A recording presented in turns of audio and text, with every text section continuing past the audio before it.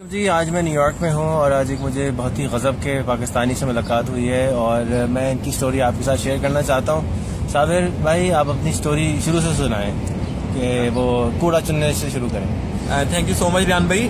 میرے بچپن کا آغاز کوڑا چننے سے ہوا تھا. جیسے میں نے آپ کو پہلے بتایا میں پاکستان میں جو جھونپڑی میں لوگ رہتے ہیں انہی میں سے ایک ہوں اور میرے ابو گدا گاڑی چلاتے ہیں اور میری امی گھروں میں ماسی کے طور پہ کام کرتی ہے.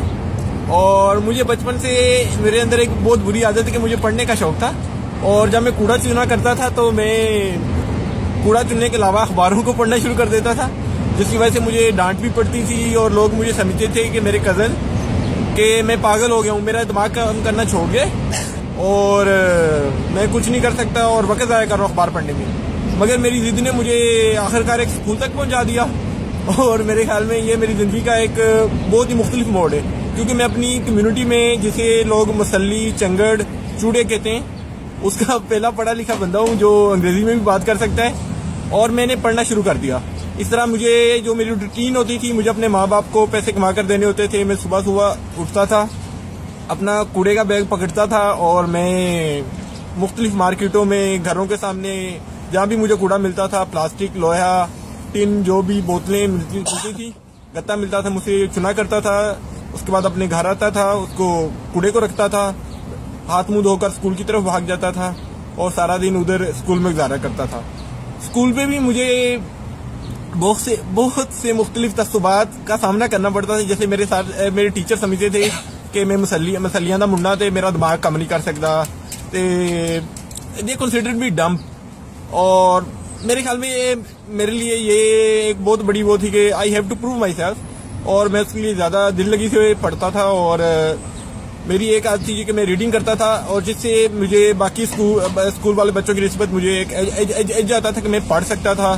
اسی طرح میں نے اپنی 5ویں جماعت اور 6ٹھی جماعت سے انگریزی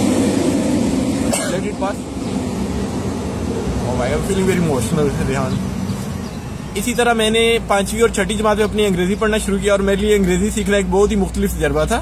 جیسا کہ انگریزی میں بڑے حروف ہوتے ہیں کیپٹل لیٹرز ہوتے ہیں اور اسمال لیٹرز ہوتے ہیں اور مجھے بالکل یہ سینس نہیں ہوتی تھی کہ اگر ہمارے پاس بڑے حروف ہے تو میں اسمال لیٹرز کو یوز کرنے کی کیا ضرورت ہے. اس نے میرا بہت اچھا خاصا وقت لیا. مگر مجھے پہلی دفعہ جب انگریزی سے انٹروڈکشن ہوا تو مجھے احساس ہوا کہ پاکستان میں جن لوگوں کو انگریزی بولنا آتا ہے ان کو لوگ مختلف انداز میں ٹریٹ کرتے ہیں. تو یہ بھی میرے لیے ایک بڑا مجھے بچپن سے اس بات کی ریلائز ہو گیا کہ اگر میں انگلش سیکھ سکتا ہوں تو سوسائٹی مجھے مختلف انداز میں ٹریٹ کرنا شروع کر دے گی. اسی طرح میں نے انگریزی سیکھنا شروع کیا اور میں نے اپنی 2 نوٹ بکس صرف یہی لکھنے میں کر دی. مجھے لگتا تھا کہ جو بھی بندہ میرا انٹروڈکشن جوائننگ رائٹنگ سے ہوا تھا اور مجھے بڑی عجیب لگتی تھی کہ ریحان صاحب جب آپ جوائننگ رائٹنگ لکھتے تو وہ ایسے لکھا ہوتا ہے کہ کسی نے یہ ایسے لکھ دیا ہے. تو میرے لیے یہ میں نے اپنی 2 نوٹ بکس اس لیے بھر دی کہ شاید میں انگریزی لکھ رہا ہوں. مجھے بہت بعد میں جب ٹیچر سے تھپڑ پڑے کہ آپ نے 2 اپنی کاپیاں ضائع کر دی ہیں تو مجھے انداز ہوا کہ یہ انگریزی ایسے لکھی جاتی. خیر میں نے انگریزی سیکھی, میں نے بڑی شدت سے انگریزی سیکھی. میں نے ٹینسی سیکھے, میں نے ایکٹیو پیسو وائس سیکھے, میں نے ڈائریکٹ انڈائریکٹ سیکھے, میں نے انالیسس کرنا سیکھا. میں نے ایک گرامر پڑھی جو انڈیا سے اس وقت ملا کرتی تھی ہائی اسکول گرامر کمپوزیشن اور اسے رینڈ اینڈ مارٹن نے لکھا تھا جو بہت ہی زبردست ہے. میں بچوں کو ابھی بھی ریکمینڈ کرتا ہوں ٹیوشن پڑھاتے ہوئے. تو اس طرح میرے انگریزی کا سفر جاری ہوا اور میں 8ویں جماعت میں نے اپنے بورڈ کے پیپر دیے تو میں نے اپنی جماعت میں نے ٹاپ کیا. میں نے 674 نمبر لیے تھے 800 میں سے اور مجھے پہلی دفعہ روٹری کلب نے ایک 300 روپے کی اسکالرشپ دی اور میں نے اپنی 9ویں 10ویں کی کتابیں اور یونیفارم خریدا. اس طرح میرا یہ سفر جاری رہا. مگر اب مجھے انگریزی پڑھنا لکھنا آ گیا تو اس کا سب سے بڑا فائدہ یہ ہوا کہ میں اپنے ساتھ جو میرے ساتھ کلاس فیلوز تھے انہیں ٹیوشن پڑھانا شروع ہو گیا. میں ان کے گھروں میں جانے لگ پڑا. میں نے صبح کوڑا چننے کی بجائے صبح گھروں میں اخبار پھینکنے شروع کر دیے. جہاں میری امی کام کرتی تھی میں نے وہاں جا کر گاڑیاں صاف کرنا شروع کر دی. اب میں پانی بیچنے کے علاوہ گاڑیاں صاف کرنے کا شروع ہو گیا. یعنی جیسے جیسے میری یہ تعلیم ملتی گئی معاشرے کا رویہ بھی بدلتا گیا. مگر میرے اندر ایک وہ جو تڑپ تھی نا کہ مجھے پڑھنا ہے وہ میرے اندر اور ہی مجھے پریشرائز کر رہی تھی کہ مجھے اور پڑھنا ہے. میں نے ساتھ ساتھ نہ صرف اپنی اسکول کی کتابوں کے علاوہ میں نے رشین لٹریچر پڑھنا شروع کر دیا. میں نے جو بھی مجھے ملتا تھا وہ پڑھنا شروع کر دیا. میں اس میں ایک بچپن کا واقعہ کوٹ کرنا چاہتا ہوں کہ میں نے جب میرے 7ویں جماعت میں پڑھتا تھا تو مجھے ابھی تک یاد ہے کہ میری امی گھروں اپنے سر پہ ایک بہت بڑی کتابوں کا دفتر لیے ہوئے آئی کیونکہ پاکستان میں جو لوگ بیکن ہاؤس میں یا لاہور گرامر اسکول میں پڑھتے ہیں ان کی کتابیں بالکل مختلف تھیں. تو مجھے وہ بڑی آج بھی وہ میری زندگی کا بہترین لمحہ ہے کہ میں نے دیکھا میری امی نے گٹھڑی کتابوں کے نیچے رکھی اور میں نے اس میں دیکھا تو اس میں سے ایک ناول تھا جسے میں ابھی ریحان صاحب کو بتا رہا تھا کہ میرے لیے وہ دنیا کا مقدس ترین کتاب ہے. اس ناول کا نام میں چاہوں گا کہ ہر بندہ وہ ناول پڑھے جو زندگی میں کوئی سیکھنا چاہتا ہے. اس ناول کا نام ہے گریٹ ایکسپیکٹیشن اور اسے بہت مشہور برطانوی ناولسٹ چارلس ڈیکن نے لکھا ہے. اور میرے پاس اس ناول کا جو کریکٹر پپ ہے میرے لیے شاید وہ کردار پپ تھا کہ پوری دنیا میں جس کے ساتھ میں ریلیٹ کر سکتا تھا, جو میری طرح حالات میں رہ رہا تھا اور اچانک اسے کوئی بینیفیکٹر مل گیا اور وہ اس کی لائف بدل گئی.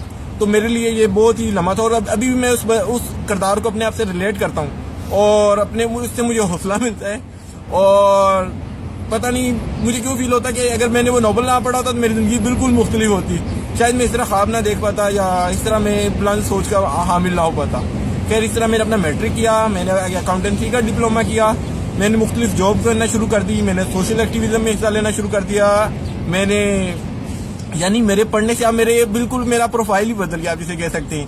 میں نے لکھنا شروع کر دیا, میں زیادہ شدت سے لوگوں سے ملنا شروع ہو گیا. میرے اندر جو حساس کمتری تھا کہ میں چوڑا ہوں, میں چنگڑ ہوں, میں وہ ہوں, وہ ادب نے یا لٹریچر نے وہ بدل کے رکھ دیا. اور میں can I take a breath? Okay. اسی طرح میں نے مختلف پروگرامز میں اپلائی کرنا شروع کر دیا. میں لاہور کونسلیٹ میں ایک خاتون ہے جن کا میں بہت ہی صدقے دل سے شکر گزار ہوں. ان کا نام کیتھرین کیسر تھا. وہ مجھے ایک سوشل گیدرنگ پہ ملی تو she was truly impressed with my story and اسے یقین نہیں ہو رہا تھا کہ پاکستان میں ایسے لوگ بھی ہوتے ہیں یا اس کمیونٹی سے بھی لوگ پڑھ لکھ سکتے ہیں. تو انہوں نے مجھے ایک فیلوشپ کی پروگرام کا اپلائی کرنے کو کہا. تو میرے لیے یہ ایک بہت ہی بڑا تھا کیونکہ میں آئی واز سو کنفیوزڈ کہ مجھے اندازہ نہیں تھا کہ میں اس کے لیے سلیکٹ ہو سکتا ہوں یا نہیں ہو سکتا ہوں.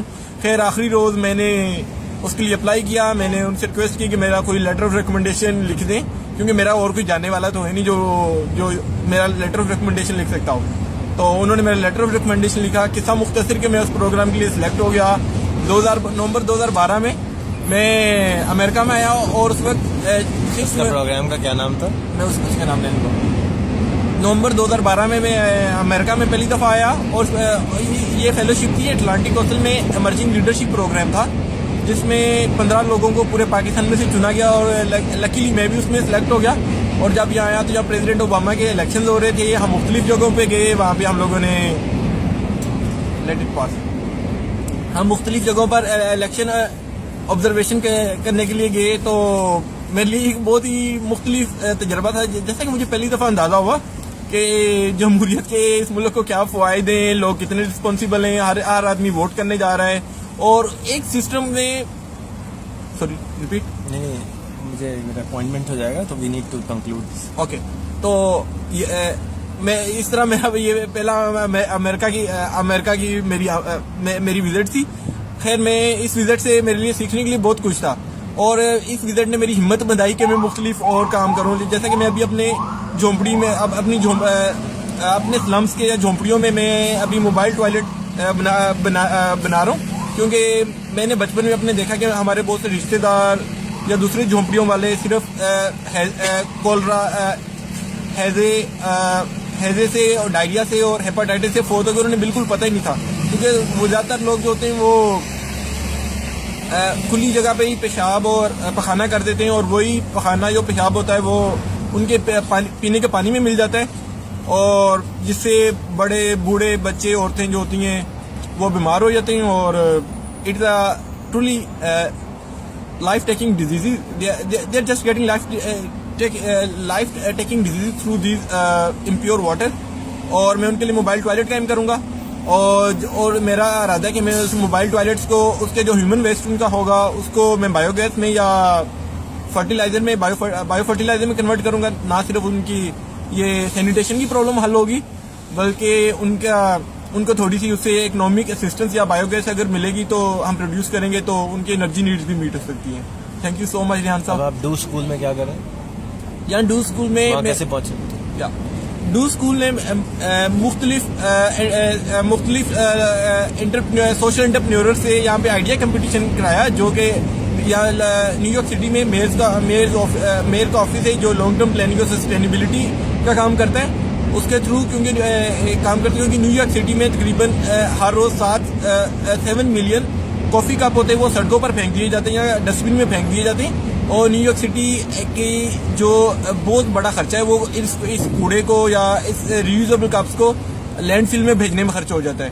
تو میں میں ان خوش قسمتی 18 لوگوں میں شامل ہوں جو اس سوشل وینچر کے لیے سلیکٹ ہوئے, اور میں یہاں 10 ہفتوں کے لیے ہوں. آج میرا 9واں ہفتہ شروع ہو چکا ہے اور اب مجھے نیو یارک کی سمجھ آنا شروع ہوگی ہے اور اب میں واپس جا رہا ہوں.